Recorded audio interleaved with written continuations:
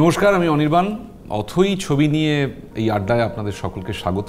কথা বলবো অর্ণদার সাথে। অর্ণ মুখোপাধ্যায় অথৈ চলচ্চিত্রের চিত্রনাট্যকার এবং পরিচালক।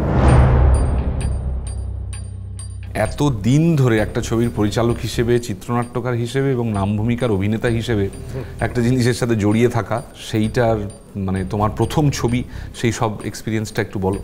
মানে নিজেই উপভোগ করেছি পুরো এই জার্নিটা। প্রায় ঠিকই বলেছিস, প্রায় 1 বছর 10 মাস 11 মাস।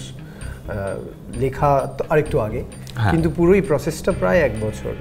এবার তুই বল, ক্রিয়েটিভ ডিরেক্টর এবং প্রাইমারিলি এরকম একটা কঠিন চরিত্রে অভিনয়। না, আমি এমনি চিরকালই মনে করে এসেছি, বলে এসেছি যে গোগো চরিত্রটা অথৈ নাটকে আমার অভিনেতা জীবনে, আমার পেশাদার অভিনয়ের জীবনে আমাকে শুধু যে খ্যাতি দিয়েছে তা নয়, আমাকে অনেকগুলো পাঠ দিয়েছে। কিন্তু অথৈ সব থেকে বেশি সময় জুড়ে করেছি 7 বছর, এবং সেই 7 বছরে তারপরে ছবিটা যখন করতে গেলাম এবং চরিত্রটার আরেকটা পার্ট, মানে চিত্রনাট্যে তুমি যে বদলগুলো ঘটালে, এই অভিনেতা হিসেবে এই যে চরিত্রের যে হালকা বদল এবং 2016 সালের যে সেন্সিবিলিটি নিয়ে চরিত্রায়নটা করছি, সেটা একটা অদ্ভুতভাবে মানে অজান্তেই হয়তো মানে মুখটাও বদলে গেছে, চোখটাও বদলে গেছে, বয়স বেড়ে যাওয়াটা, সমাজটা বদলে যাওয়াটা। যাই হোক, আমরা তো কথা বলতেই থাকবো, কিন্তু এই আপনারা সকলেই জানেন যে ওথেলো এই যাকে কেন্দ্র করে বা যাকে নিয়ে এই সমস্ত কিছু ঘটে যেতে থাকে, ওথেলো ডেসডিমোনা এবং আমাদের ছবিতে দিয়ামনা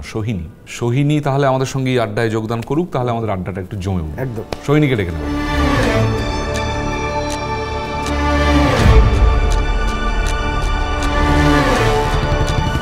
যা সম্পর্কে ট্রাস্ট ইস্যুকে তুই কিভাবে দেখিস? বিশ্বাস হচ্ছে যতক্ষণ সে আমাকে ভীষণ প্রায়োরিটি দিচ্ছে ততক্ষণ অবধি বিশ্বাস আছে। যেই প্রায়োরিটির জায়গাটা একটু নড়ে যাচ্ছে তখনই অবিশ্বাস তৈরি হচ্ছে। অর্ণদা, তুমি এই মানে ওথেলোতে যে এই মূল কোর যে জোন, যে অবিশ্বাস, সন্দেহ এবং এই মানুষের ইনসিকিউরিটি, কি ইনগ্রিডিয়েন্ট তোমার জীবন বা আশেপাশের জীবন থেকে তুমি মানে কতটা নাকি বানাতে হয়েছিল তোমার? না, আমার কাছের বন্ধুর জীবন, আমার বোনের জীবন, সব মিলিয়ে আর কি, মানে সবটা মিলিয়ে আমার মনে হলো this is the ideal time to represent Othello বা রিক্রিয়েট ওথেলো।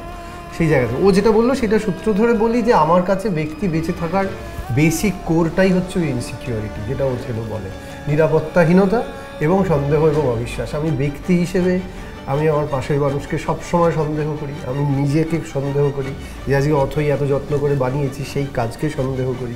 এই সন্দেহটা আমার বেঁচে থাকার কোর। ফলে এই অথৈয়ের সঙ্গে এই জন্যে আমার সম্পর্কটা।